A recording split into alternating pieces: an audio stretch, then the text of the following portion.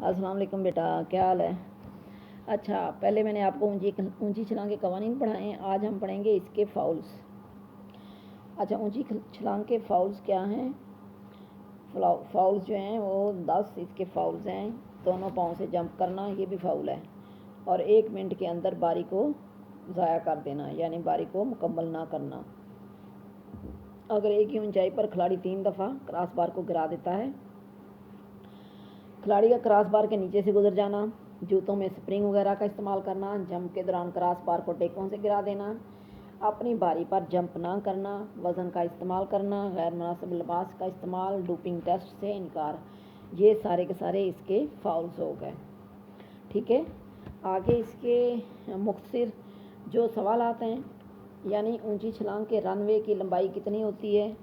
ऊंची छलांग के रनवे की लंबाई कम से कम 15 मीटर होती है। अब ऊंची छलांग में खिलाड़ियों की बारी किस तरह का की जाती है। ऊंची छलांग में बारी का तयन कुरानंदाजी से किया जाता है। ये इसके MCQs हैं, शॉर्ट क्वेश्चन है सारे के सारे, यानी 7 ऊंची छलांग के फाउल्स हैं। फिर आगे इसके MCQs हैं। शॉर्ट क्वेश्चन आंसर आपने खुद याद करने हैं, सारे आपके पास पिक्चर आ गई है। आगे मैं इसके MCQs आपको पढ़ा देती हूँ। ऊंची छलांग के दौड़ने के रास्ते की लंबाई कितनी होती है, 15 मीटर। क्रॉस बार का वज़न यानी 2 किलोग्राम। खिलाड़ियों को बारी का तयन किससे किया जाता है, कुरानंदाजी से।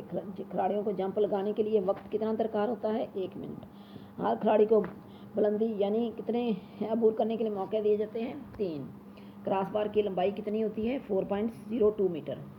बराबरी की सूरत में खिलाड़ियों को यानी क्या जंप ऑन यानी खिलाड़ियों को दिया जाता है, कितनी नाकामियों के बाद खिलाड़ी खारिज होता है, 3 नाकामियों के बाद खिलाड़ी मुकाबले से खारिज हो जाता है। जंप ऑफ किस पोजीशन के लिए दिया जाता है, सिर्फ पहली पोजीशन के लिए, यानी अव्वल पोजीशन के लिए, फर्स्ट पोजीशन के लिए। खिलाड़ी ऊंची छलांग का मकबूल तरीन तरीका कौन सा है, बैक फ्लॉप इसका मकबूल तरीन तरीका है। ये इसके MCQs हो गए हैं। शॉर्ट क्वेश्चन आंसर मैंने आपको तस्वीर दे भेज दी, आप अच्छी तरीके से याद कर लीजिएगा। अल्लाह हाफिज़।